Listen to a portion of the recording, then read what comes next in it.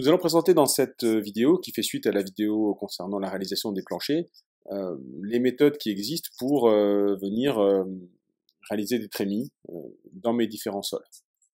Alors, la première méthode possible, on va la retrouver sur une vue en plan, ici. La première méthode possible, elle consiste à tout simplement venir modifier l'esquisse de mon plancher. Alors pour ça, je vais sélectionner mon plancher. Alors, quand j'ai plein de choses comme ça, parfois Revit a du mal à retrouver l'élément qu'on cherche à sélectionner. Dans ces cas-là, mettez-vous à la limite, à l'endroit où vous pensez devoir trouver votre plancher. Et puis avec la touche tabulation, vous regardez dans le coin en bas à gauche, et vous allez voir potentiellement votre élément être sélectionné. Une fois qu'on l'a, on est bon. On vient cliquer sur modifier la limite ici. Et puis je peux venir tout simplement tracer une ouverture pour ma trémie.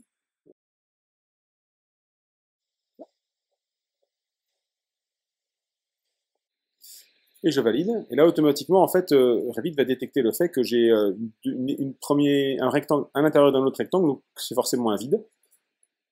Tâche, on l'a dit. Et je me retrouve effectivement avec ma trémie qui a été réalisée. Si je vais voir sur ma 3D, je me rends compte que j'ai effectivement bien une trémie au niveau de ma gaine.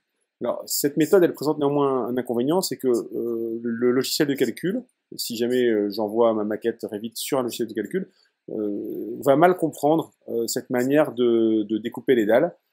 Et du coup, c'est probablement pas la méthode à retenir pour pour réaliser les trémies. Alors, on va voir les autres méthodes. Hein. Donc ici, on voit que dans l'onglet structure, on a une partie qui s'appelle ouverture, là, donc ça a l'air d'être assez pertinent. On a des ouvertures par face, ici, qui correspondent en fait à des manières de créer directement des ouvertures sur une face. Ça marche aussi bien avec un plancher qu'avec un mur. On a des ouvertures dans un mur, donc spécifiquement pour les murs. On a des ouvertures de cage, donc c'est dans le cas d'une cage d'ascenseur, hein, qu'on voit sur le petit onglet que ça donne la possibilité de réaliser une ouverture toute hauteur sur plusieurs planchers directement. Et ici, on a une ouverture verticale, donc c'est celle qu'on va ici essayer, qui nous permet de faire une ouverture directement dans notre plancher. Donc on la sélectionne.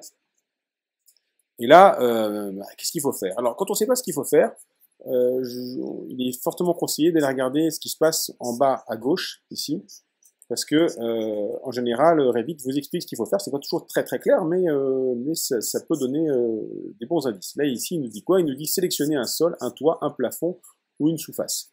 On va sélectionner notre dalle, donc il faut qu'on cherche notre dalle, ici. Voilà.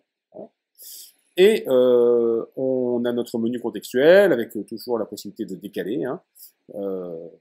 On va le faire en utilisant choisir des lignes, à ce coup-ci. Voilà. Allons-y, on va se mettre là. Donc on choisit les différentes lignes. Il faut toujours qu'on ait, on l'a dit, un contour fermé. A priori, mon contour n'a aucune raison de ne pas être fermé. Je valide. Et ça y est, normalement, j'ai récupéré de la même manière une trémie. C'est parfait. Donc cette manière-là fonctionnera beaucoup mieux au niveau du logiciel de calcul. Dernière possibilité, l'ouverture par cage. Donc je vais ici, cage. Donc je vais me positionner sur un autre plancher, ici par exemple. Hein. Donc je vais tracer donc ma cage d'ascenseur, par exemple ici. Hein. Donc il faut faire attention, avec cet éditeur de cage, hein, on a une notion de contrainte inférieure. Donc ici, je vais la faire démarrer du rez-de-chaussée. Et de contrainte supérieure, avec potentiellement un décalage là, que j'ai mis, que je peux mettre à 0 ici en haut, et décalage à 0 également en bas, et ça y est, voilà, j'ai la cage d'ascenseur.